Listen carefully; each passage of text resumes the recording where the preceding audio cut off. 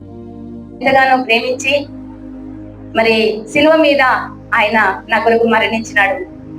ఆయన నన్ను పాప బంధకముల నుండి విడిపించినాడు. నాకెంతో పరలోకపు భాగ్యాన్ని నాకు ఇచ్చినాడు అని అనుకున్నటువంటి మనమందరము ప్రభువునకు చప్పట్లు కొట్టి ప్రభు మహిమపడతాం. అవును, గొప్ప దేవుడు యేసయ్య, పరలోకమందున్న దేవుడు. నశించిపోతున్నటువంటి మన కోసం ఆయన పరలోకం నుండి దిగి వచ్చి మనందరి కొరకు, మనలో ప్రతి ఒక్కొక్కరి కొరకు ఆయనకు నేను కనబడతానా? ఎన్నో వందల మంది ఉన్నారు క్రైస్తవ బిడ్డలు. వారందరిలో నన్ను ఆయన చూస్తాడా? ఏమో అవునో కాదు అని మనం అనుకుంటాం. కానీ అలా కాదు. ప్రభువు నిన్ను, ప్రతి ఒక్కొక్కరిని ఆయన సూక్ష్మంగా చూస్తున్నాడు. బంగారపు పని మరి చేసేటువంటి వారు, అవసరులు, చిన్న ముక్క పోయినా కూడా దాన్ని వెతికి వెతికి వెతికి వెతికి గాలించి గాలించి దొరకబట్టుకుంటారు. వాళ్ళ వాళ్ళ ఆ అవసరం పని చేసేటువంటి ఆ గదిలో ఆ మట్టి కూడా పారబోయారు. వాళ్ళు ఆ మట్టి కూడా ఏం చేస్తారు?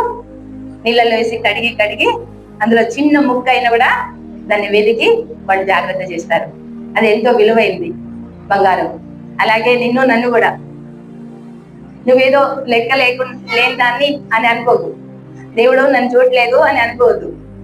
దేవుడు అంత సూక్ష్మంగా నేను చూస్తున్నాడు. అంత సూక్ష్మంగా నేను చూస్తూ ప్రతి అవసరము నీకు తీరుస్తున్నాడు. కాబట్టి మనం ఎంతో జాగ్రత్తగా, ప్రభువు మనందరినీ రక్షించినాడు. ఆయన ఏ విధంగా రక్షించినాడు? మనందరినీ ఆయన రక్తం కార్చి రక్షించినాడు. నిన్ను రక్తము, ఒక చుక్క రక్తం ఇప్పుడు గారుదామా? మనం గారుదామా? ఎట్లా వచ్చింది రక్తం? ఎట్లొచ్చింది రక్తం? ఎట్లా వస్తుంది? ఎట్లా వస్తుంది?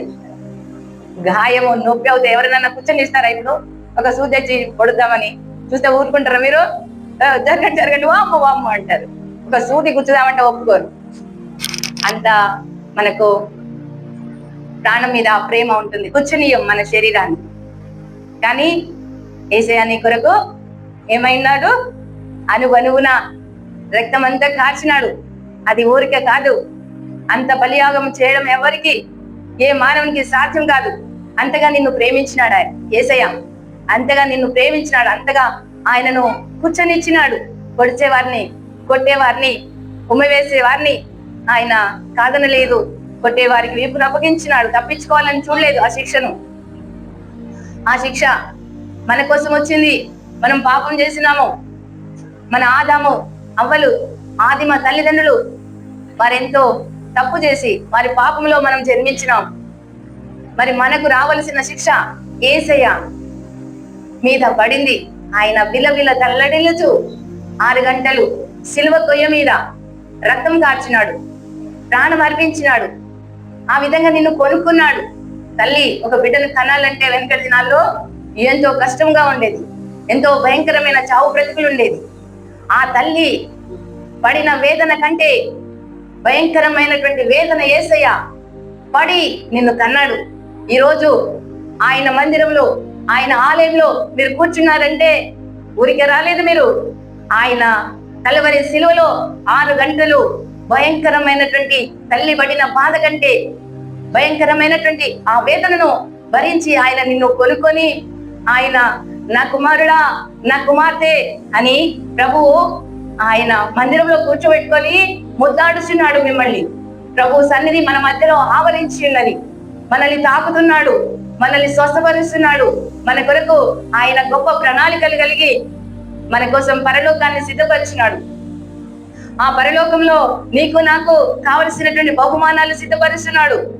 నీకు నాకు కావలసినటువంటి బహుమానాలు మనం ఆనందంగా తల ఎత్తుకొని ఆ రాజనగరులో, ఆ పరలోక వీధుల్లో మనం తిరగడానికి ప్రభు మరి ఆయన చూస్తున్నాడు. కాబట్టి మనం ఎంతో దేవునికి తగ్గించుకోవాలి. మనం దేవునికి తగ్గించుకోవాలి. యేసయ్య ఎలాగొచ్చినాడు ఈ లోకంలోనికి? ఆయన పరలోక మహిమను విడిచిపెట్టకూడని భాగ్యమని ఎంచుకొనక, పరలోక మహిమను, ఆ దేవుని ఆ మహిమను, ఆ గొప్ప ఆధిక్యతను, ఆ విశ్వ సింహాసనం మీద కూర్చుండేటువంటి ఆ ఆధిక్యతను వదులుకొని ఈ యొక్క భూమి మీదకి వచ్చినాడు.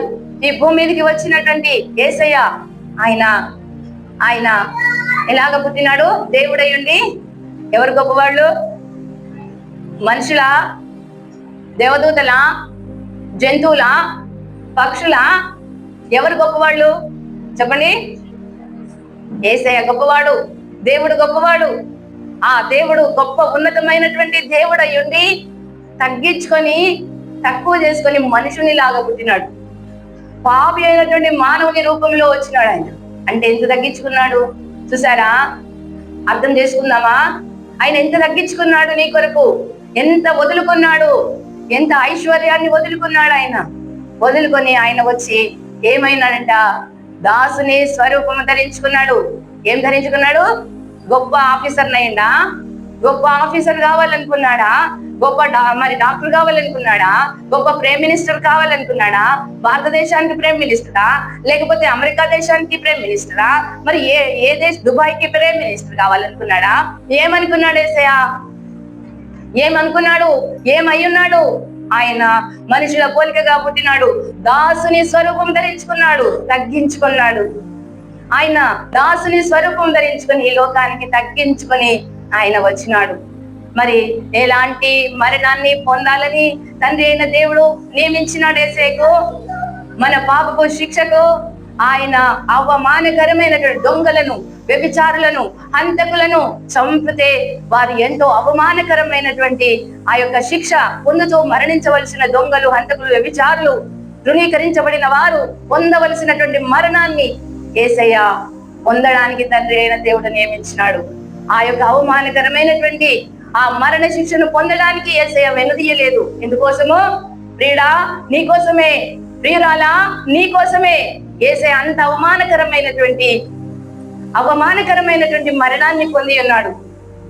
మరి అంతగా దేవుడు నీ కోసం త్యాగమై ఉంటే నువ్వేమిస్తున్నావు నా యేసయ్యకు? నువ్వేమిస్తున్నావు? మన ప్రభువుకు ఏమిస్తున్నావు? నువ్వు ఏమిస్తున్నావు? ఆయన నామాన్ని ఘనపరచమంటున్నాడు, ఆయన నామాన్ని మహిమపరచమంటున్నాడు. ఏ విధంగా నువ్వు మహిమపరుస్తావు? ఏ విధంగా ఘనపరుస్తావు? నువ్వు నేను పరిశుద్ధుడనై ఉన్నాను, నేను పరిశుద్ధుడనై ఉన్నాను, మీరు కూడా పరిశుద్ధులై ఉండండి, అందుకు నేను నిన్ను పిలుస్తున్నానని ప్రభువు తన 2 చేతులు సిలువలో మేకలు కొట్టబడి ఆయన చేతులు చాపి నిన్ను ఆహ్వానిస్తున్నాడు. ప్రియుడా, ప్రియురాలా నా దగ్గరికి రా, పరిశుద్ధుడవై ఉండడానికి నావలే నువ్వు, నావలే ఉండు, నావలే తగ్గించుకో అని ప్రభు మనల్ని ఆహ్వానిస్తున్నాడు. ఎందుకోసం నిన్ను పిలుస్తున్నాడు? యేసయ్య నువ్వు పరిశుద్ధుడవై ఉండడానికి పిలుస్తున్నాడు, పరిశుద్ధురాలవుగా ఉండడానికి నిన్ను పిలుస్తున్నాడు. ప్రైమ్ మినిస్టర్ కంటే గొప్ప పదవి, మరి ప్రైమ్ మినిస్టర్ కంటే గొప్ప పదవి, గొప్ప వ్యాపారవేత్త కంటే గొప్ప పదవి ఏంటిదది? పూరి గుడిసెలో ఉన్నటువంటి పెద్ద మనిషి అయినటువంటి ఒక తల్లి పరిశుద్ధురాలు, పూరి గుడిసెలో ఉండి నీతి మందిరాలుగా ఏ దిక్కు లేనటువంటి ఒక తల్లి పరిశుద్ధురాలుగా ఉన్న తల్లి ఆయన దృష్టిలో గొప్పది. మనం ప్రైమ్ మినిస్టర్ అవ్వడం కాదు, గొప్ప బిల్డింగ్లు కట్టుకొని ఉన్నంత మాత్రాన ఆయన దృష్టిలో నువ్వు గొప్పవాడవు కాదు.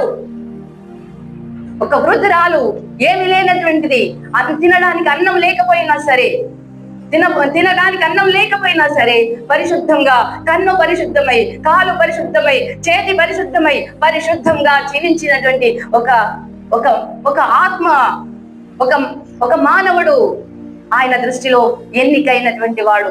అది ఆయన కోరుతున్నాడు.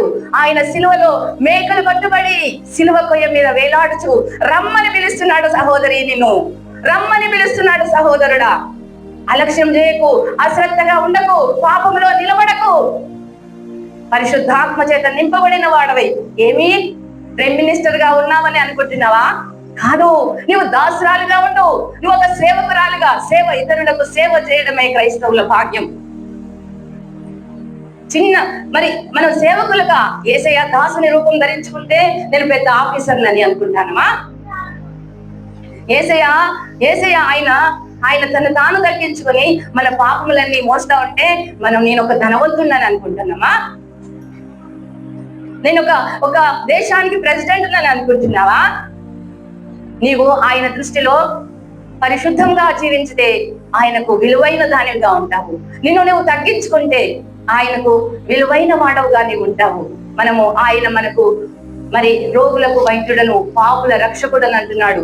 ఆయన తను తాను తగ్గించుకొని మనల్ని రక్షించడానికి ఒక దాసుని, ఒక సేవకునిగా ఆయన వచ్చినాడు. మనం కూడా మన క్రియల ద్వారా, మనం చేసే పనుల ద్వారా మన ఇరుగు పొరుగు వారికి మనం మేలు చేసేటువంటి వారంగా ఉండాలి.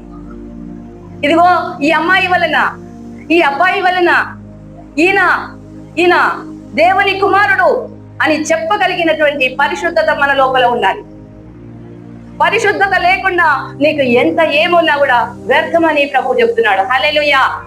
ఆయన ఏమంటున్నాడు? నువ్వు చల్లగానైనా ఉండు, వెచ్చగానైనా ఉండు. నువ్వు వెచ్చనగా ఉంటే నా నోటి నుండి ఉమ్మి వేస్తా అంటున్నాడు. బహు జాగ్రత్తగా మనం తగ్గించుకుందాం. మనం తగ్గించుకున్నప్పుడు ప్రభు యొక్క బలిష్టమైన చేతి కింద మనల్ని ప్రభు ఆశీర్వదిస్తాడు, మనల్ని స్వస్థపరుస్తాడు. ఆయనలో మనం బలవంతులం అవుదాం. క్రైస్తవ బిడ్డలం, పరిశుద్ధులం, నీతిమంతులంగా జీవితాన్ని ఆయన నామమునకు మహిమ తెచ్చేటువంటి వారంగా ఉన్నాం. ఆయన నామమునకు అవమానకరంగా జీవించవద్దని ప్రభు మనతో సెలవిస్తున్నాడు. హల్లెలూయా, హల్లెలూయా. దేవునికి స్తోత్రం కలుగును గాక.